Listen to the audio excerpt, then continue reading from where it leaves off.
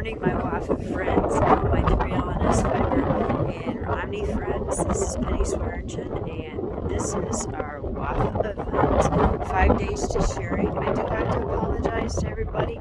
We skipped Sunday, day 2, because we had heavy rains coming in, and I scrambled all morning, missing church, to get things set up so the sheep would be coming in, and I was bringing them in as sleet was heavily hitting.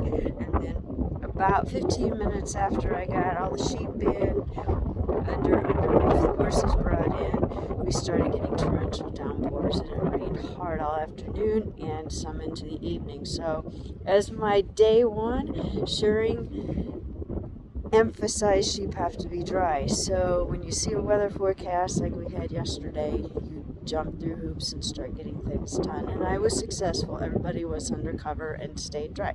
They're not happy with me because they stayed locked in the barn. And this morning, I am getting everybody out so they get a little bit of fresh air, a little bit of hay outside, and a good drink of water, and just breathe a little bit.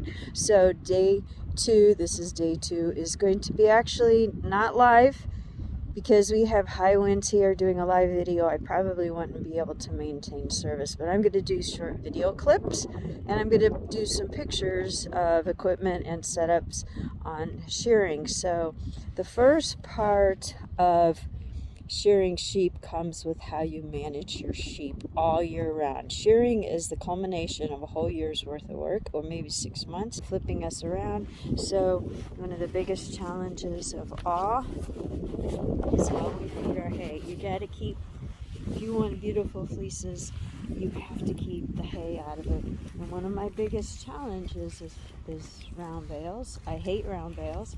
I did not feed round bales. The first round bale I fed was 2 years ago. And the other piece is alfalfa hay. Alfalfa hay has been literally a lifesaver for my puppy use.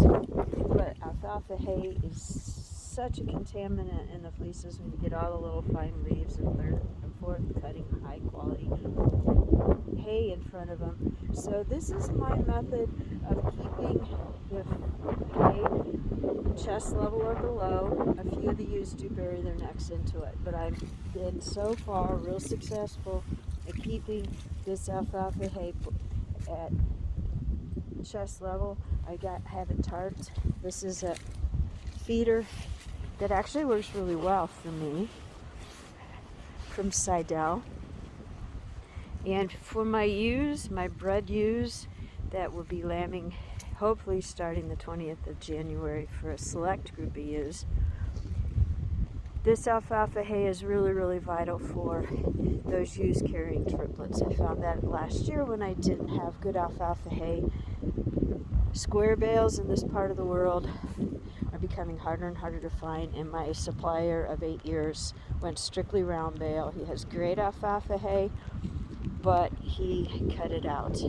So Ivy is running my pasture. The girls have been, my pasture goes to the pasture line, and they have been on pasture up until a week ago when I put their first round bale in front of them. They have pretty much taken all my set aside. I was not able to get any really good stands of turnips, which my sheep actually love turnip tops. They pull the turnips and just let them sit there wasting the turnip itself.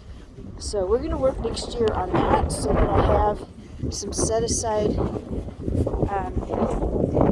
half an acre of some turnips, and I'm going to have to figure out how to tight pasture them.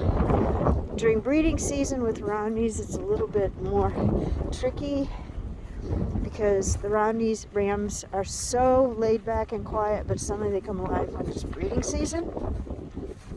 And I use electronetting to pasture them, and I don't want to train my rams to break free, so I don't pinch them tight in the fall. I open up my pastures and use larger sections. As you can see, this whole large section is the type of pasture that they will be on up until I run out of it. You can see the far corner of the tree line was where they came off of 2 weeks ago. And they've now, I brought them over on this alfalfa round bale, which they should finish by Thursday. And they will be out in this open as long as I can push them on pasture and keep them off of hay. The better the fleeces are and the less contamination I have for fleeces. Grass hay contaminates the fleeces a lot less than alfalfa hay does, but it doesn't have the nutrient content. And even though I compensated for grass hay last year with the concentrated feed I was feeding them, it still didn't do the job, and I wasn't successful in some situations. But prepping for shearing, you have to balance feeding the hay, keeping the sheep healthy and out and moving, especially for the older ewes, and then keeping the fleeces clean and dry. Like I said, we had lots of rain.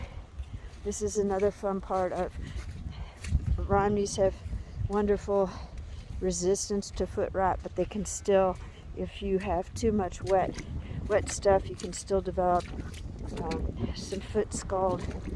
And so you gotta try, keep them dry, keep them high. So I just opened them up and let them out into a dry lot so that they could be out of the barn. All the yearlings are fed, all the rams are fed, and now I had to check that tarp. Little Ivy dog, she's gonna be 12 here the week after Christmas. She may not necessarily want to do some stuff, but she always is ready to check in and work. So we have to get these ewes fed. Like I said yesterday, heavy rain this morning, an incredible amount of wind, so the tarp is necessary. My little dog and I just went out and make sure I had it strapped down. Last year I did really, really good. I fed just a couple of alfalfa bales that I was able to procure, but I had one day the tarp blew loose, and I had little alfalfa pieces, and it was my yearling group, little alfalfa leaves that blew all over the sheep. Fortunately, they were on pasture, so it didn't get embedded in their fleeces, but something we want to walk in. I'm walking up to the bottom side of my barn lots. Everybody's had grain.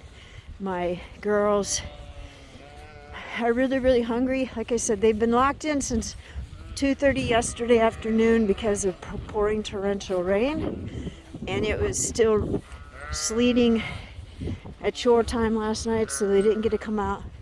They had all the grain. They had hay, grass hay in barrels in the barn, and I will take pictures of how I do that, and I'll attach this. But this is, I'm going to take the girls out, so I'm going to put Ivy down to lie down, try not to get killed. As we open up the gate, we have Tinkerbell, my darling. She has a Tinkerbell attitude. Sometimes these sheep get named versus their personalities. And Tinkerbell, if anybody has watched Peter Pan's Tinkerbell, you know Tinkerbell has a little attitude. As you see, a few of the ewes have a little bit of straw because I had to bed straw. But most of this loose stuff, and it's going to come, it'll shake out pretty easy. For whatever reason, a few sheep lie down in the barn, they're tired. But some of them are carrying heavy lamb loads, and like me, they just got to take some weight off their feet. But the girls are going to try to stop and eat every little bit of grass as we go out. Ivy's going to push them. They're gonna get stuck at the gate because there's just a little bit of grass there that hasn't been eaten, and then a few of them will think maybe there's feed in the feeders, which I haven't pulled, and then they might get stuck. But I don't want to feed them grain out here because I want them all coming up to the barn and getting grain. Okay, drive out. And my little dog will push them.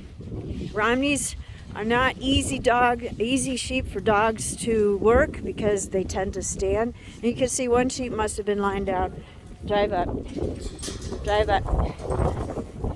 One sheep must have been lying down. She has a few pieces of poop down her back. But like I said, that stuff's gonna pop off. My biggest concern is making sure the tarp and the hay. Come up. Come up. Come up. They really like this grass at the gate hole. They know there's water and mud, and sheep don't like to walk through water. They don't like walking through mud, so they come up. And then, of course, I have a few individuals that splash here. Is the other of Rocky Top, my stud ram. They are now headed out. They're going to find that Rambo. Anyway, I will be adding more clips to this, and I will be setting up my event for this evening, probably about 7 o'clock Eastern time. Talk to you later.